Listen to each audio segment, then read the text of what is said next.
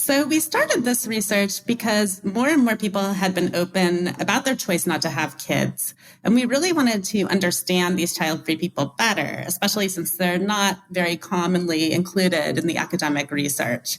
There's some good qualitative studies of child-free people's experiences, but far few quantitative studies with large representative samples.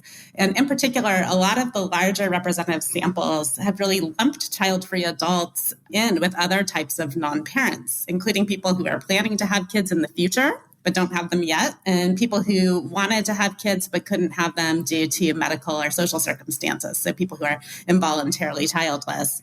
One of the claims that we see frequently in government publications, on social media, in a number of different channels, is the claim that the majority of women who don't have children are somehow victims of infertility or circumstance that lead them to be involuntarily childless. And our data don't support this, and data from other studies don't support this either. For many decades, research has very consistently shown that the majority of non-parents have chosen not to have children, and they're voluntarily child-free.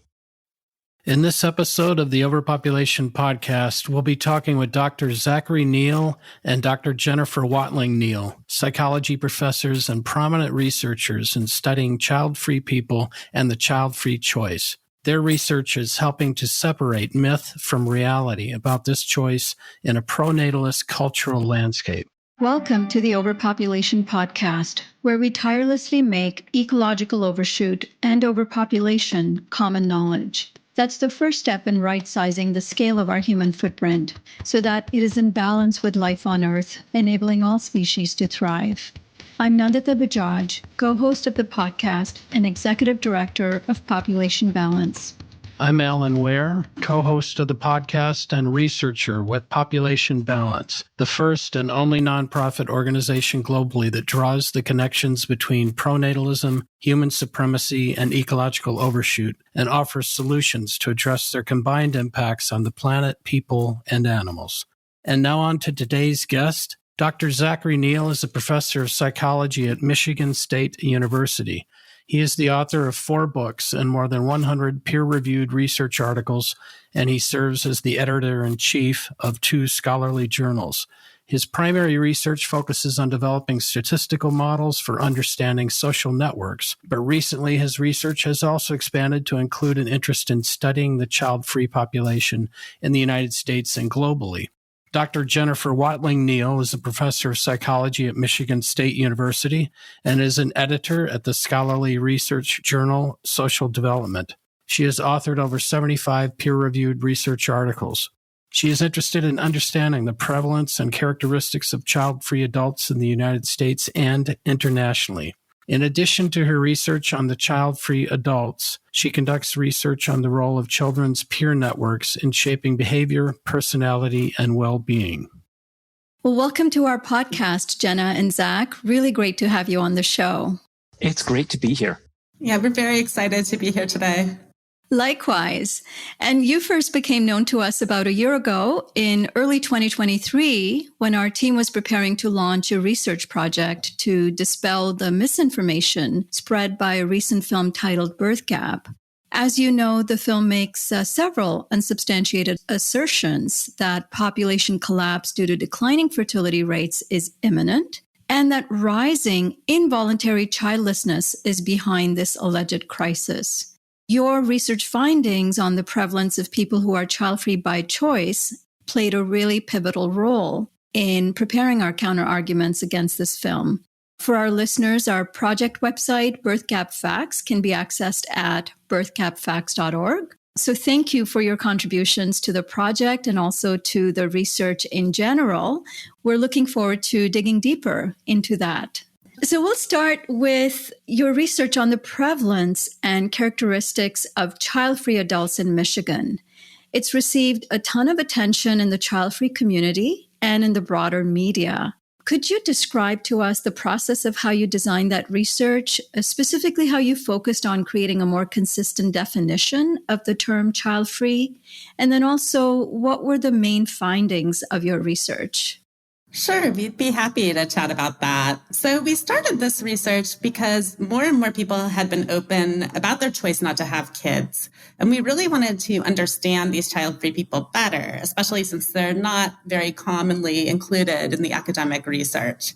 There's some good qualitative studies of child-free people's experiences, but far few quantitative studies with large representative samples.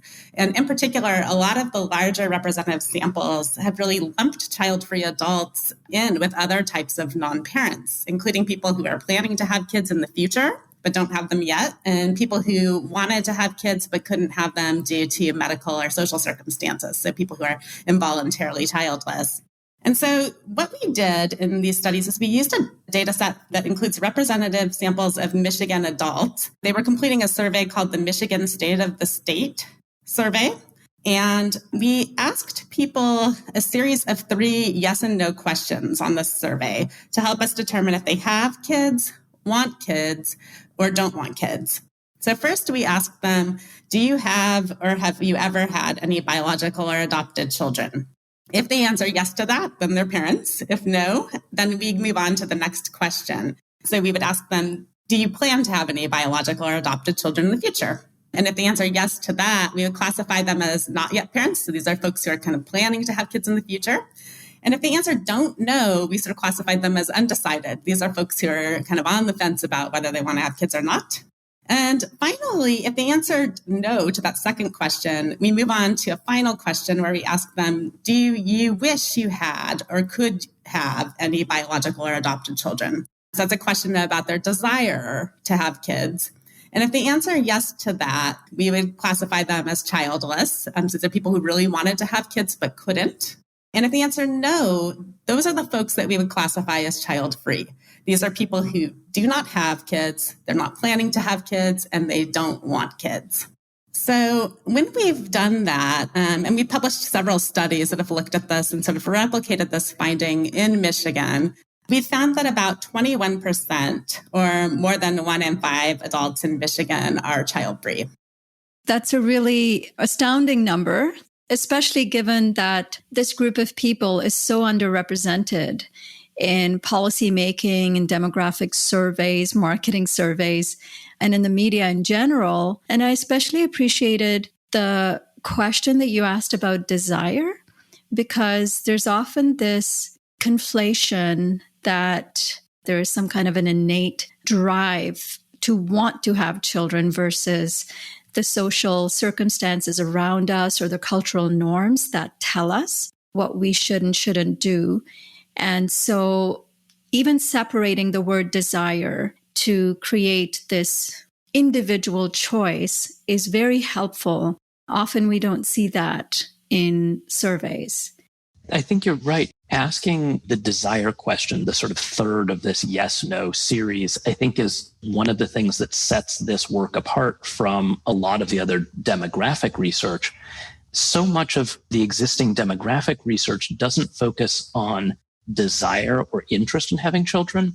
It focuses on an individual's biological capability of having children. So where we're focusing on something that might be considered like a preference or a desire, much of the research tends to focus on fertility issues. So it doesn't ask, do you want to have children? It'll ask, have you had children? Can you have children? And that's certainly important research, but knowing whether a person can or can't have children doesn't really tell us if they're childless or child-free or fit into one of these other categories. Because, one of the things we've tried to emphasize in this work is that a person can be child-free whether they're fertile or infertile, whether they can or can't have children. That the issue of fertility doesn't really come into play when we're studying these sort of attitudes and desires. Yes, that's a really helpful nuance. I also had a follow-up about parents. So you describe biological or adoptive. Do you consider step parents at all in this? Yeah, that's a great question. So in our surveys and in our questions, we did also include stepchildren as a piece of that. So if you had stepchildren, you were considered a parent. And the reason that we did that is because there is some indication that for child-free people, they're folks that don't want biological children, and they also don't want children that are non-biological to them, right? So they also don't want children that are stepchildren, that are foster children, that are adopted. So we took a definition that included both biological children, but also children you may have due to other circumstances. That makes a lot of sense, because I guess if you're that clear about maintaining that status as a child-free person, your choices and partner will reflect that choice. It highlights some of the difficulty in thinking about how we define child-free people. And one of the things we've struggled with in thinking about how to measure it, because we also get challenging sort of gray area cases. For instance, someone who has been child-free their whole life and, say, late in life, marries or remarries, but becomes married to a partner who earlier in life had children and are now grown adult children. And so we've had to think through, this is a difficult issue and we don't have a clear answer, but do they become not child-free anymore if they were never sort of participants in the upbringing of those children, and the children are now, in their late 40s, say, by the time they become a partner. And so this issue sort of gets at some of the challenge in putting people into these bins and measuring. So it's really a complicated sort of thing to think about how we identify people as child-free versus not. It also speaks to the fact that child-free status might shift over time, right? Or these other statuses might shift over time. They're not permanent things that people are just sort of in from the beginning of their life. So you might see somebody who is childless, for example, really wanted kids at some point, shift into a child-free status when they decide, I am actually pretty happy with my situation now. So that's also something we've thought a lot about, that these different statuses might shift. And I appreciate that you're trying to create a consistent definition of child-free, and you have a recent paper from last year about a framework for studying adults who neither have nor want children. And I think a critical element, like you mentioned, Zach, of the want question that's often not been used in child-free. And it's interesting. I mean, the 1 in 5 number that you found was so much higher than, as you mentioned, the 2 to 9% rate that other studies had found. And we did have a question of what do you think explains the difference in those estimates of prevalence, that your study has really opened the doors for people to see child-freeness is a lot more common than has commonly been thought. Yeah. So estimating how common child-free adults are is really difficult because there's such little really high quality data that asks the right questions to be able to identify child-free people. But there have been a number of studies, say, over the past 20 years, and they often reach wildly different estimates of prevalence. For instance, around the beginning of the early 2000s, the US CDC had a report that placed around 6% of women age 15 to 44 as child-free or voluntarily childless. But another study in 2018 focused on men, estimated 20% of non-parent men are child-free. And so we see estimates that vary really widely. And part of the challenge in sort of pinning it down is that past estimates are hard to compare because they're computed in such different ways. Some studies compute a prevalence for just women or just men. Often studies will compute a prevalence for a specific age range. And this is usually what we would typically consider a childbearing age range, something like 15 to 40 or 15 to 45 or something like that.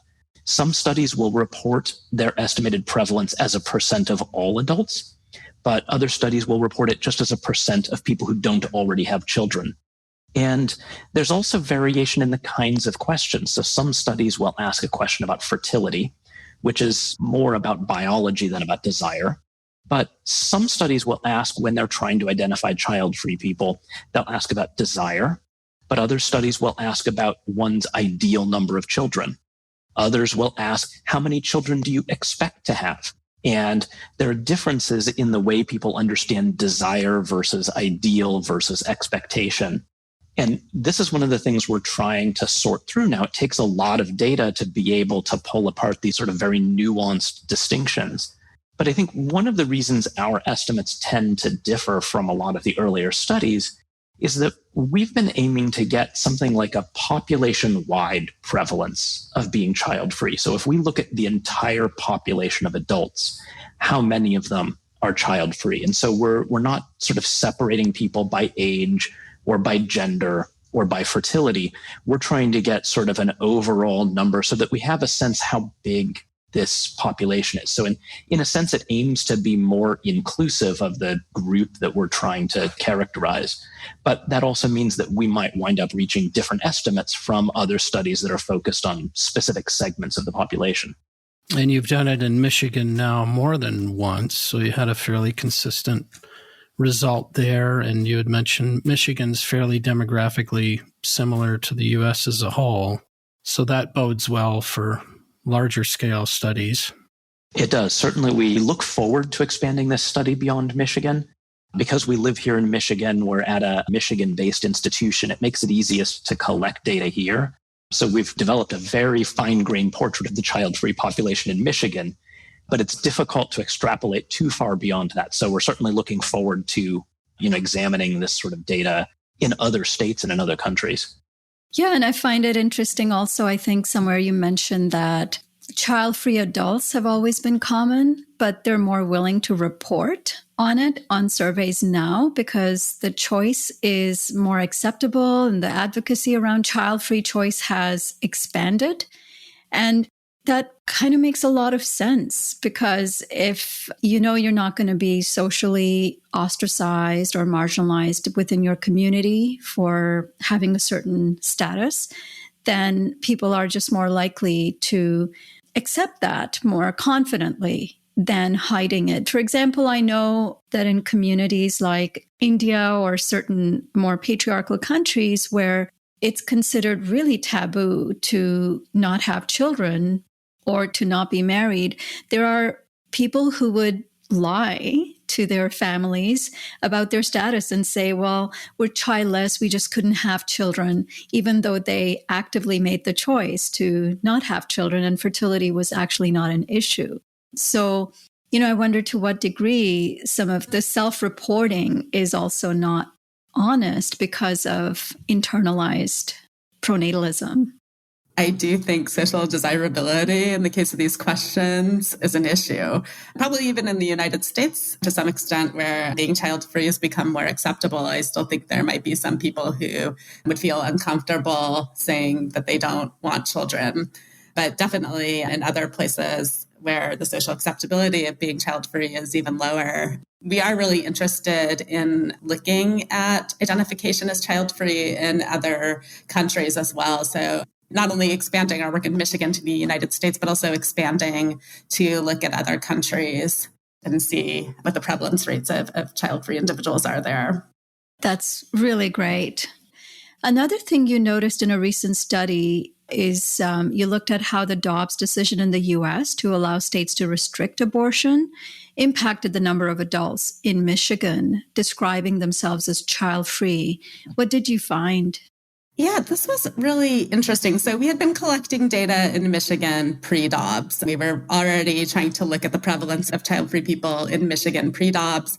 And right in the middle of when we were collecting data in these different waves of State of the State survey, the Dobbs decision came down. And so we decided this was a really good opportunity to look to see, does that decision, which overturned a federal constitutional protection to abortion, does that have sort of repercussions for whether people are identifying as child-free? And Michigan was a really interesting test case for this, in part because there was a lot of uncertainty in Michigan about access to reproductive care in the immediate aftermath of Dobbs. So what happened in Michigan, there was a complex set of laws, including a 1931 zombie law that was still on the books that criminalized abortion. And so when Dobbs v. Jackson overturned Roe versus Wade, what happened was that zombie law became active again, and there were several competing court rulings where the legality of abortion flip-flopped. And these were pretty fast cases, but there was just a ton of uncertainty in the state. So enforcement of the 1931 law was permanently blocked in September 2022, and then was rendered unconstitutional in November 2022 when the majority of Michigan voters voted to approve the Right to Reproductive Freedom Amendment, which enshrined reproductive health care rights into our state constitution. But we were collecting data right during this period. So we had two waves of data that were collected pre-Dobbs, one in September 2021 and one in April 2022. And then we had two waves that were post-Dobbs. So one was collected in September 2022 and one was collected in December 2022, so right after that vote. And each of those waves had a sample of at least 1,000 Michigan adults that was representative by gender, age, race, and education. So we were really able to take these different waves of data and look pre-Dobbs, how many people were identifying as child-free, and post-Dobbs, how many people were identifying as child-free. And what was interesting is that we found that about 21% of Michigan adults were child-free before the Dobbs decision. That number jumped to nearly 26% after the decision. So that was over a really short period of time, right? It wasn't a big amount of time. During that period, we also saw declines in adults who didn't yet have children, but were planning to have children. So declines in the number of people identifying as not yet parents. Of course, these data, we can't say that Dobbs caused an increase in child-free people, but we can say that there seems to be like an association there, right? There was a jump pre to post, which is very interesting. Yeah. And, we've written pieces about how abortion bans like the ones we are seeing in the US and now increasingly globally are being put into effect in response to greater gender equality and just in response to declining fertility rates. Historically, it's been done to grow the nation's population. And so in this case, it's probably also really telling that as coercive pronatalism is on the rise, more and more people are waking up to the impacts of larger types of pronatalism that are even more subtle and really questioning the pervasiveness of the pressure to have children. And it's not that, like you said, people are deciding not to have children because of abortion bans, but maybe they are deciding to claim that status with a little more confidence as a political statement against legislation of people's reproduction and kind of this interference with this very personal decision. Yeah, I think you're right. I mean, we've tried to think about some of the reasons that this kind of decision might lead us to observe more child-free people. And we think that some of it could be folks just looking at the world around them, seeing this move toward a more authoritarian control over women's bodies and reproductive health in general, and simply thinking, this is not the kind of world I would want to bring a child into. But one of the other things we've thought about, so often this sort of legislation, and especially in the case of Roe v. Wade and its overturning, is framed as a prohibition against abortion, which certainly it is. But what we've seen in the aftermath of Dobbs is that it's much bigger than that. So while it did in many places prohibit abortion, it also put into jeopardy all kinds of other prenatal and reproductive health care that makes it simply more risky to be a pregnant person. It introduces health risks in the event that there was a complication. One may not be able to get the medical treatment that's necessary because the legal status of those treatments, although they may not be abortions per se, became murky and uncertain.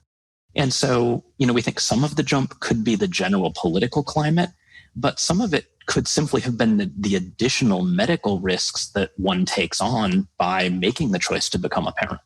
That makes a lot of sense too. Yeah.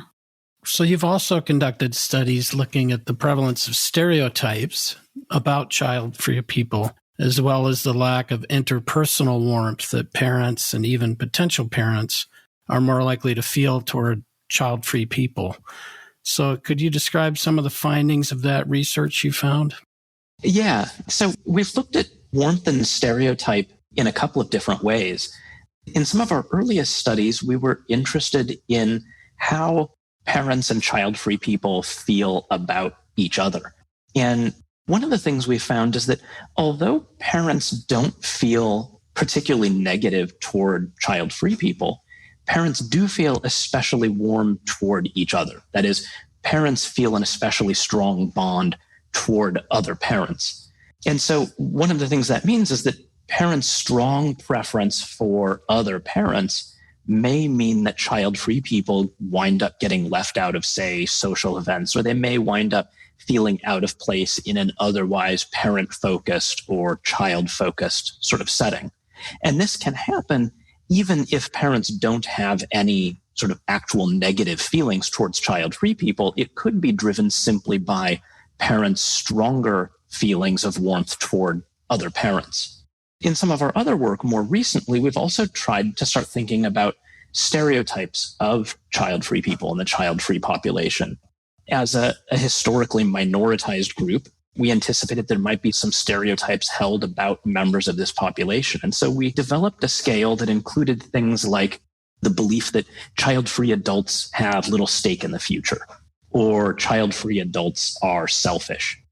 Trying to identify some of the common things that we see in media articles, on social media, stereotypes and false beliefs that are sometimes held about child-free people.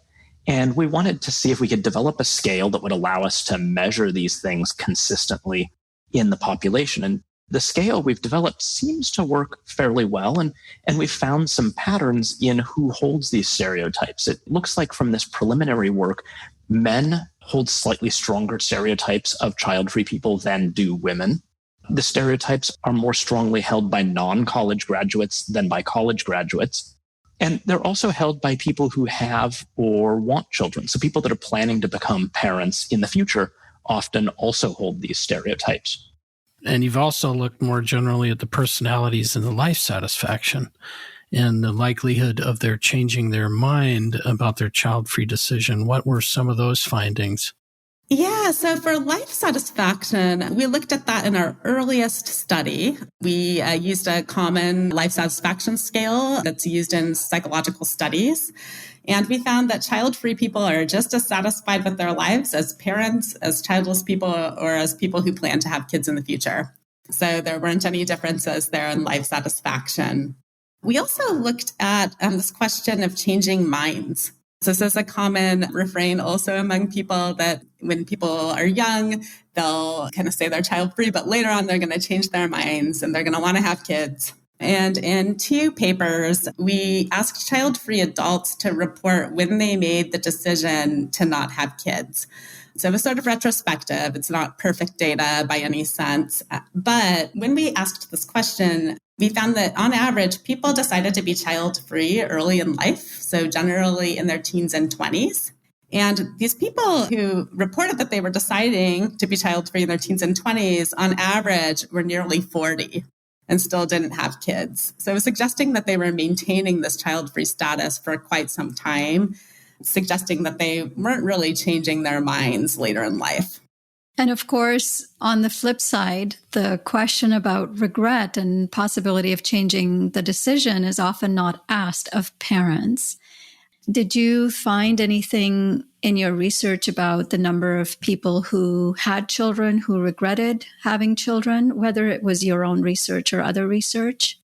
It's a really interesting issue. We talked a moment ago about the framework that we've been developing, and one of the things we wanted to include in the framework is not only distinguishing different varieties of non-parents, childless, child-free, undecided, but also distinguishing different varieties of parents. And so we've proposed separating them into, for instance, willing parents, so parents who have children and wanted to have children, and what we call regretful parents. So maybe people who have children but would have preferred not to. But as you say, this is a very difficult group to study because the norms against being child-free are strong, but the norms against being a regretful parent, I think, are even stronger. But this is something that we're just starting to investigate as we expand this work to other countries. So it's very difficult to get people to report that they wish they had no children, if they had children. But it's somewhat easier for people to admit that they have more children than they wanted to have. Say a person who has 2 children, but was really aiming to have 1, or has 3 children, but was aiming to have 2. That seems to be easier for people to admit and report on surveys. And so this is something we've started to investigate because a number of surveys will ask people, how many children do you have now? And what is your ideal number of children? And in a decent number of cases, a person's ideal number of children is smaller than the number of children they already have. And so this is something that we're excited about digging into a little deeper. It's another sort of marginalized reproductive category, much like the child-free. And so we think it's really interesting too for its status as a marginalized group, but also interesting from a research point of view because they're so difficult to measure. It's not a huge surprise that the ideal number of children is usually lower than the number of children some people have had, given that half of all pregnancies, not just globally, but even within the US, are unplanned. You've also researched the different perceptions that child-free people have of their local neighborhoods and workplaces compared to parents or would-be parents. What were some of your findings there? This is one of the things that we started investigating midway through this research. We were interested in how child-free adults and couples without children fit into their local neighborhoods. And so we started asking people, not just the child-free, but the entire population, how satisfied are you with the place where you live, with your neighborhood? And across 2 different studies in Michigan, we found that child-free adults and couples without children were significantly less satisfied with their neighborhoods than parents were. And we weren't surprised by this, but we weren't quite sure what explained this sort of phenomenon. And we think there are 2 possible explanations, 2 things that might lead child-free adults to be less satisfied. So one possibility comes back to the difference in warmth that we talked about a few minutes ago. So we already knew that parents have particularly warm feelings towards other parents, even if they don't have negative feelings towards child-free people. And this could indirectly wind up excluding child-free residents and other non-parents from neighborhood life. You know, for example, to the extent that so much of neighborhood life in US neighborhoods is organized around the local public school, there's relatively limited opportunity for non-parents and especially child-free adults to really get involved in that neighborhood life. You know, it could simply be that in these sorts of settings, child-free adults simply don't know about neighborhood events that they could participate in. Or it could be that they simply don't feel comfortable at neighborhood events that are parent or child-focused. So we think that this difference in warmth might be part of the explanation for the lower satisfaction. But we also started asking people, when neighborhoods get planned, whose needs should be prioritized in sort of discussions about what makes a good neighborhood? And we asked this of the general public in Michigan, but we also had an opportunity to ask this question of state policymakers, so elected representatives and their staffers. And in both cases, both the general public and state policymakers agreed that in discussions about planning neighborhoods, the needs of parents and children should be prioritized over the needs of couples without children. And if this is a widely held belief that child-free adults' preferences for what makes a good neighborhood shouldn't really have room in that conversation, and especially if this is a belief among policymakers, it's maybe no surprise that child-free adults' needs and preferences for what a neighborhood might look like are simply going to go unsatisfied because the folks involved in making these sorts of decisions don't believe they should carry much weight. So this is something we're still trying to investigate, understand why we see this gap in satisfaction, but we think those could be 2 possible explanations. Yeah, that is astounding that people like policymakers would even admit to that bias in answering that question. But it speaks to the pervasiveness of that belief. Reflecting on our own experience, my husband and I, we specifically chose a condo building that is filled with people many of whom are living alternative or non-dominant lives. A lot of single people, a lot of child-free people, or, small families. So I think that the desire to be with people living similar lives or lifestyles as you probably goes both ways.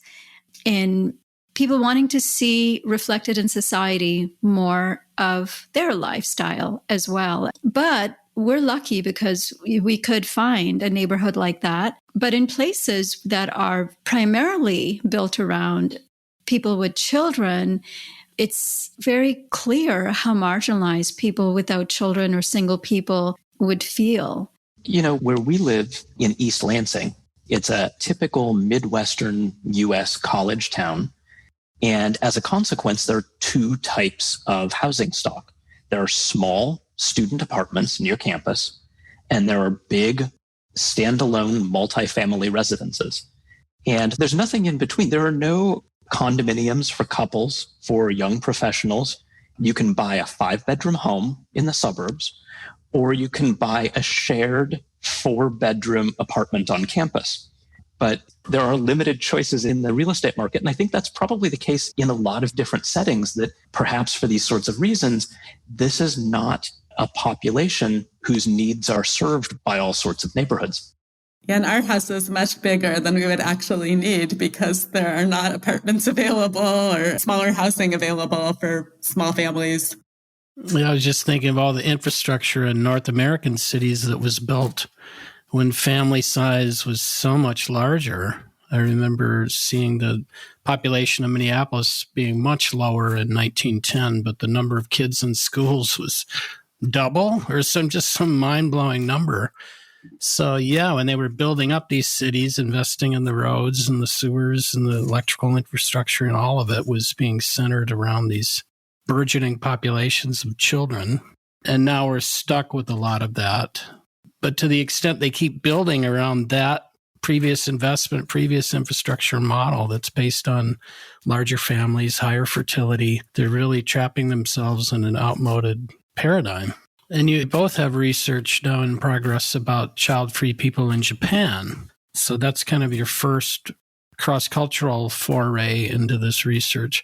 So what have you learned so far from that, and how do you think that might be applied to studying child-free people in other countries other than the U.S.? Yeah, as we've talked, a lot of our research started in Michigan, but we wanted to expand it beyond Michigan to look at other places and other countries.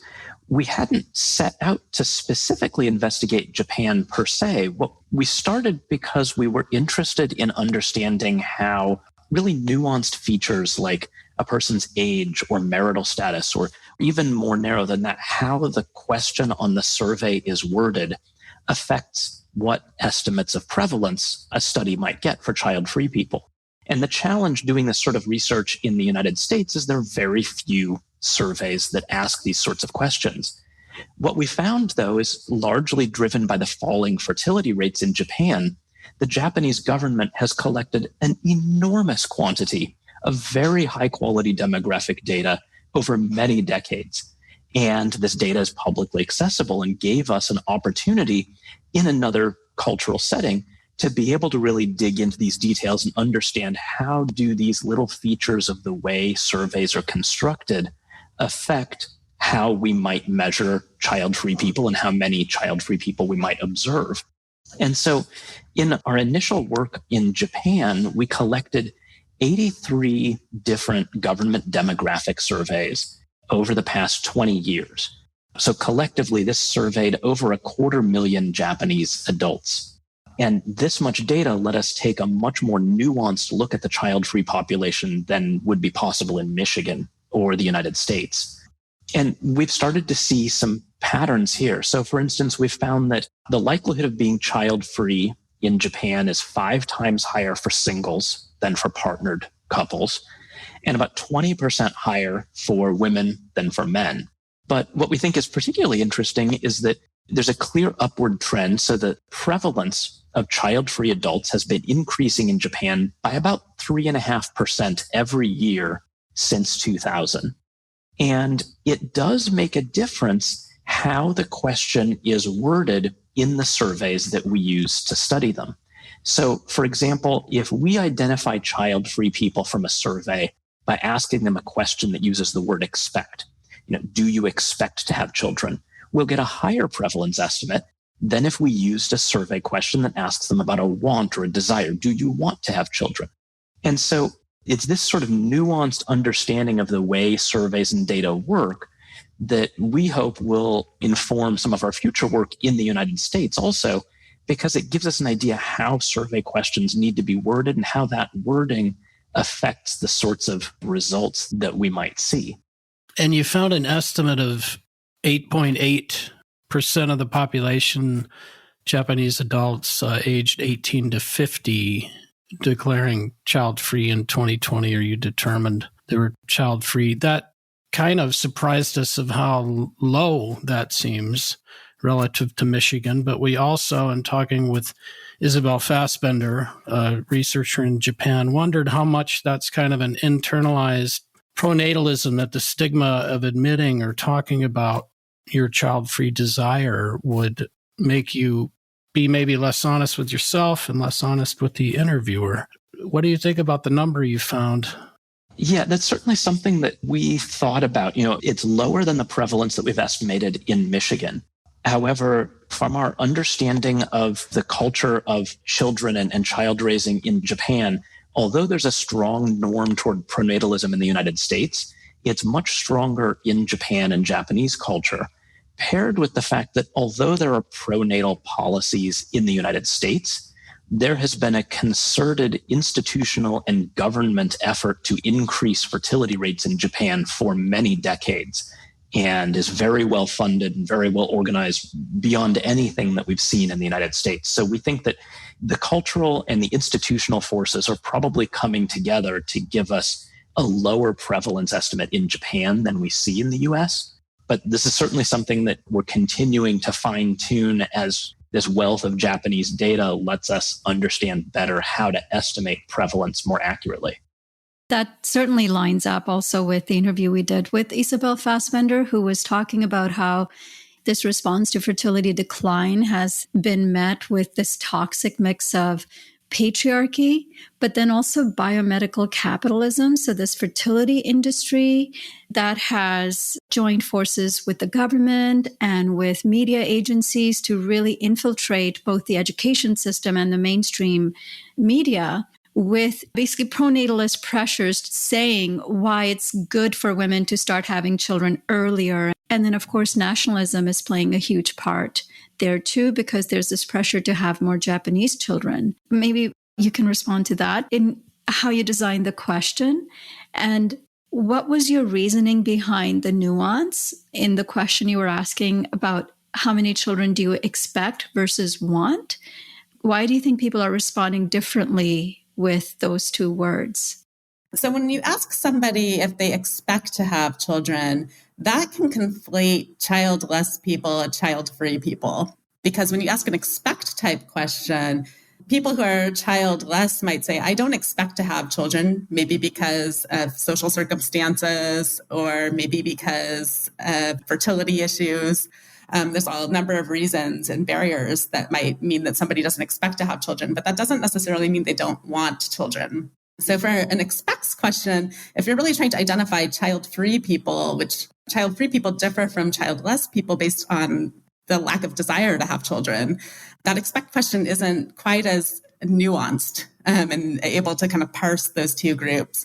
So the want question, you're going to get a little bit lower prevalence rate, but probably a more accurate one. And the Japanese data is really interesting because a lot of the surveys out there, we had lots of different types of questions. So we had expects questions, we had wants questions. We also had those ideal questions as well. So where people were asked, what's the ideal number of kids that you want? And could answer from 0 to however many they wanted.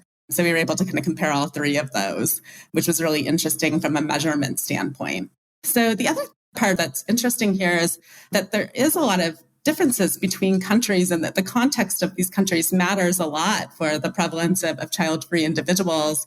And we're really interested in that as well. We're just starting to explore the child-free population in over 50 countries in the developing world.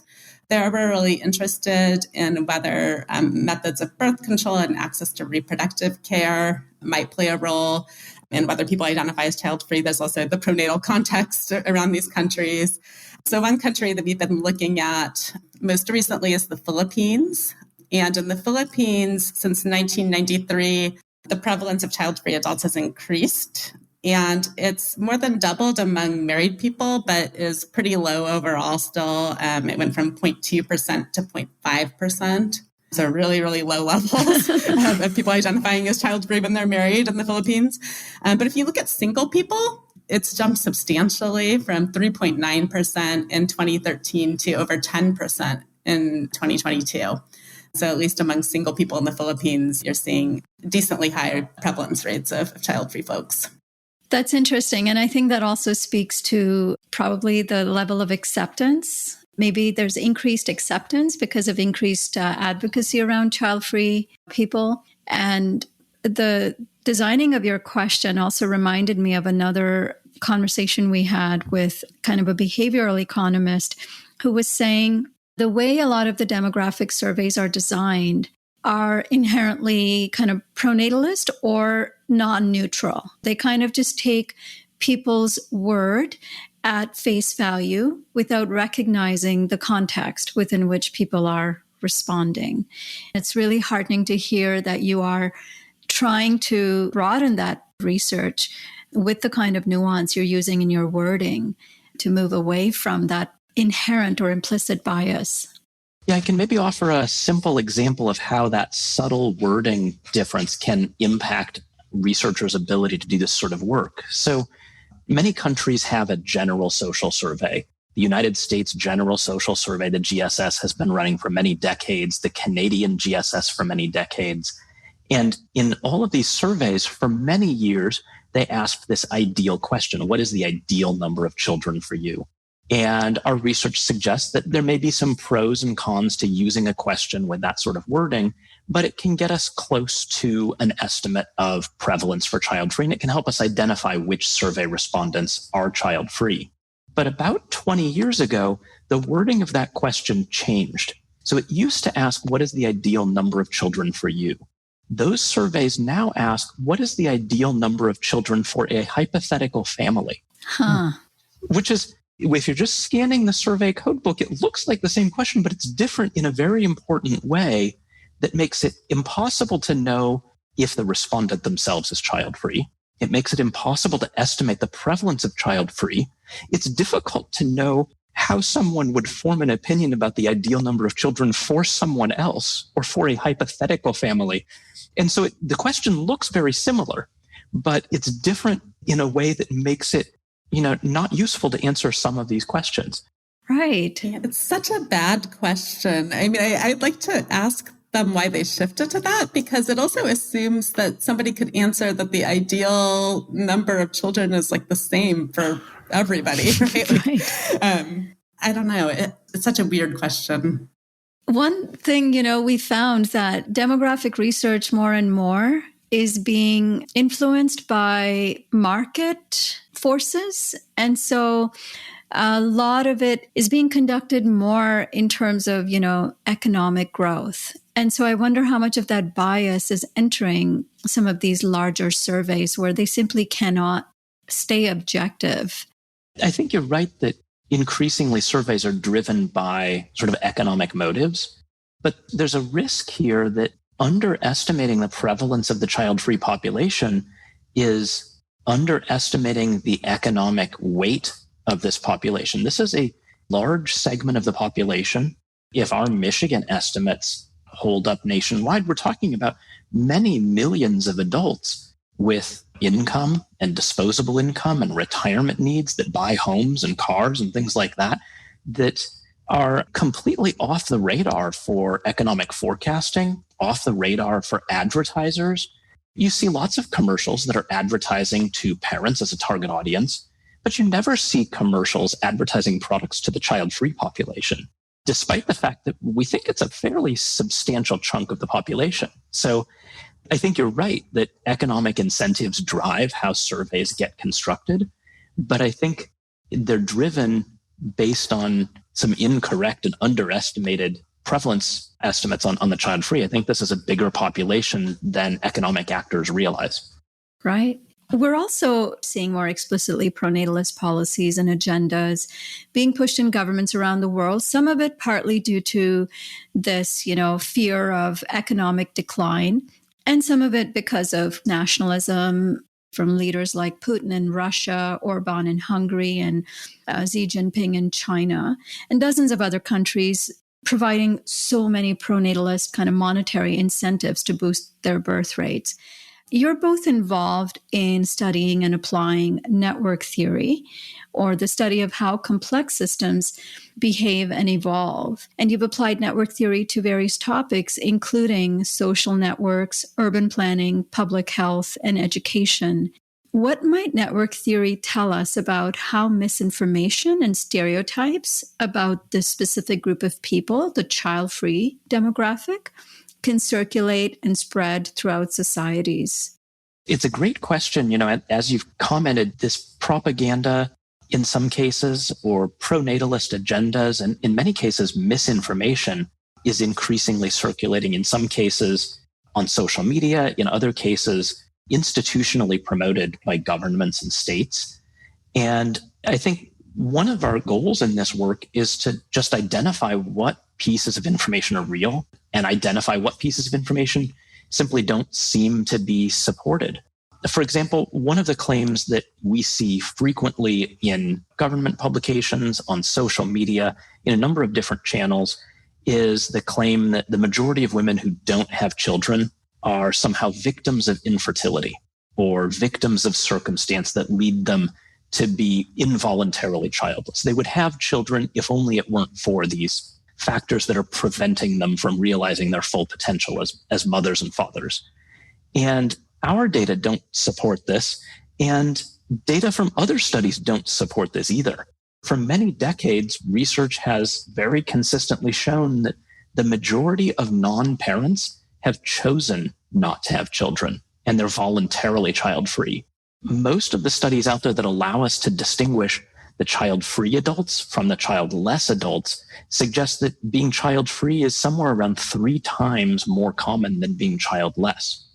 And so that's not to marginalize the difficulties that couples may struggle with infertility. This is a real problem and something that can be addressed, but it's not as common as some of the messaging might suggest.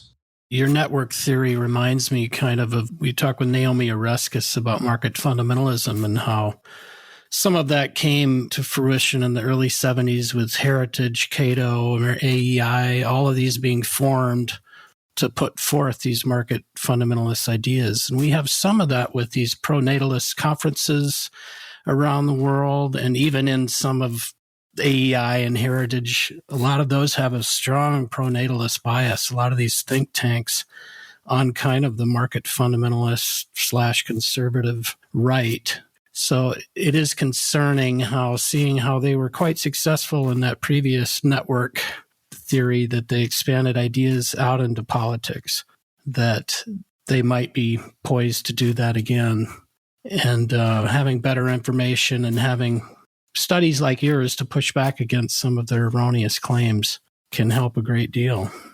Right. And I think, many of these conferences are implicitly or often explicitly framed in terms of a proposed population crash. That these sort of trends that they and we look at in our research mean that the size of the human population is suddenly going to dramatically decline. And, it's certainly true that birth rates have been declining in many countries. So that by itself is not an instance of misinformation.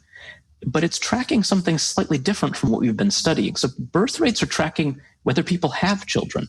And we're really interested in whether people want to have children, it's a different sort of outcome. And so while birth rates are declining at about the same time that we think the prevalence of child-free adults have been increasing, there doesn't seem to be strong evidence that these two simultaneous trends are directly related. That is to say, we don't have strong evidence that birth rates are falling because people are choosing to be child-free. It's certainly possible. It could be one contributing factor to what we see as declining birth rates. But even if that were the case, we think there's a couple reasons why that may not be the problem that it's being framed as, by some of these institutions at some of these conferences.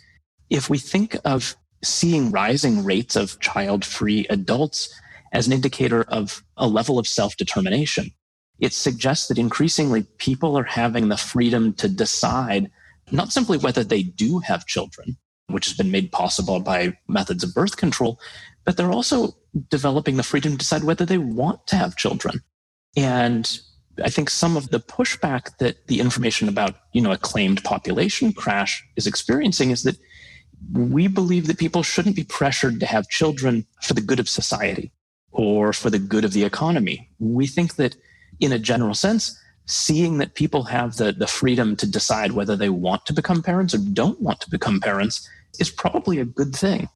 And what would you see as what network theory can tell us about how to build stronger child-free social networks, that greater self-determination, and start to shift societal norms and even policies towards greater acceptance of child-free choice?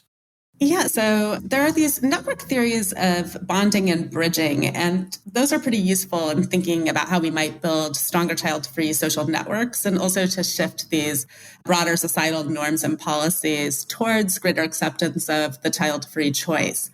So bonding occurs when people form really tightly knit social networks where everybody interacts with everybody else. So this is the case when you might have people who really trust each other, really cohesive. And networks that are high in bonding often have high levels of trust and social support. And parents might have an easier time forming those types of networks that are high in bonding because they have a lot of shared common activities related to their children. So, and we talked about this a little bit earlier when we were talking about neighborhoods. Lots of times parents come together at the PTA meetings, they come together at their kids' sporting events, they have play dates. So they have lots of opportunities to form these tightly knit networks. In the past, it's been a bit harder for child-free individuals to form those networks because they're excluded from many of these activities that parents engage in. And it's also kind of harder for them to locate other child-free people. So especially in the past, the child-free identity wasn't always known to everybody. People kind of hid it from each other. So child-free people weren't really able to kind of form those connections with each other either. However, as being child-free becomes more recognized as an identity, that might change. So, for example, there are now child-free meetup groups that might bring child-free people together who share common interests. That could help them form these more tightly knit networks that encourage strong, trusting communities. So that's bonding, but there's also bridging. And bridging, I think, is where shifting societal norms might come in. So bridging occurs when people form relationships that connect them to different groups of people that otherwise aren't so connected. So they're bridges between different groups. And networks that are high in bridging are really good for facilitating the spread of information across a network. So for child-free individuals, if they're able to form bridging ties with parents and other types of non-parents, that can be really helpful for normalizing attitudes towards the child-free population. So it's having those bonding ties with other child-free individuals, but also bridging ties out to other non-child-free individuals that might really kind of strengthen child-free networks. And I also appreciate your point about moving beyond the bonding, how important the bonding experience is, but also the bridging, because not all parents feel indifferent towards child-free people. And if they do, it's probably, as you're finding, because of biases they hold about child-free people, and vice versa. Not all child-free people feel an indifference toward people with children. And we don't want to end up in a societal situation where we are completely separated in terms of how the neighborhoods are built. This is a neighborhood for families. This is a neighborhood for people without children or single people, because that creates this kind of chasm or this break within society. You know, media narratives have been playing enough of a part in creating that separation between parents and non-parents. But we want to move toward more of a cohesive society where parenthood and non-parenthood is just simply seen as two equally valid, legitimate choices, and where it doesn't need to be. Not everything needs to be centered around our reproductive decisions. Yeah, I agree completely. I think there is oftentimes this us versus them mentality between the two groups, and really everyone should be allies, right? We should be supporting each other in our decisions. Well, and I think some of these higher prevalence estimates that we've observed and other studies have observed might suggest that some of this is already happening without anyone noticing it. So in our case of Michigan, 20 to 25% of the adult population is child-free. That means that most likely many of your friends, many of the people that you work with are child-free, even if you don't know they're child-free. So we're already interacting with each other. It's easy to know if someone's a parent. It's harder to tell if they're child-free, but often that's going to be the case. I think what's promising is we're seeing people be more open about a child-free status than they had been before. So they've always been there, but it's getting it out in the open as an identity that you can share as much as, parents might share their identity. Yeah, as child-free researchers, with all the research you've done so far and the research you have planned, what would be the most interesting research questions you would like to ask to child-free people and about the decision in general, if resources weren't an issue? Gosh, if resources weren't an issue, the researcher's dream. Yeah, there's been research for decades on this group, but it's been limited. And so I think there's a lot of open questions about this population. One of the things that we'd be particularly interested in exploring more, much of our studies and other studies have compared, say, child-free people to others or differences between people. And we're particularly interested in what's going on within people's lives. So we're interested in following the trajectories that child-free adults and non-child-free adults have taken to arrive at where they are now. We anticipate that for some people, they've known they were child-free since they were little kids. But for others, they may have started assuming they'd be parents and then shifted to being a bit undecided. And then maybe they become child-free. Or maybe someone was initially childless, struggled with fertility, but later realized, in fact, they didn't want children and became child-free. There's lots of ways that people can follow different pathways to becoming child-free. And in fact, lots of pathways that people can follow to any of these other sorts of reproductive statuses too.